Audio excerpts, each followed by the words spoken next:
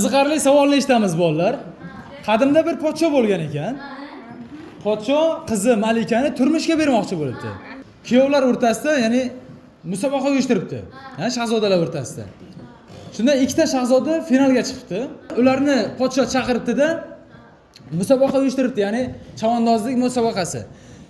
Aytibdiki, kimning oti marraga ikkinchi bo'lib yetib kelsa, unga Malikani beraman debdi, ya'ni qizimni beraman debdi.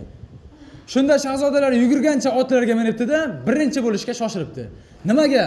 Podsho kimning oti ikkinchi bo'lib kelsa, Malikani beraman degan edi-ku. Ular nega birinchi bo'lishga shoshilyapti? Yonma-yon ketgan. Topgan o'quvchiga, eshtinglar bolalar. Topgan o'quvchiga 50 ming mukofoti bor. Arziydimi o'ylashga? Yo'q dedimi?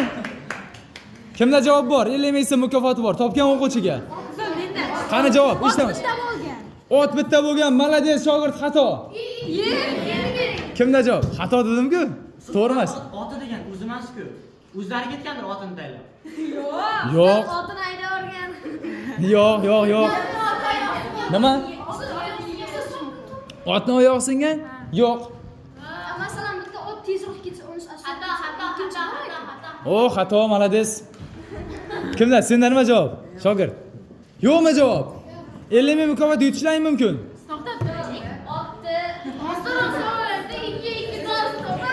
Xo'p, necha sinfsan sen? 7. 7 sinflarga bu unchalik qiyin emas bu. Qiyin. 2 kere 2 necha demayman 7 sinflarga. Finishga 2 marta borish kerak. Aylanib kelib yana borish kerak.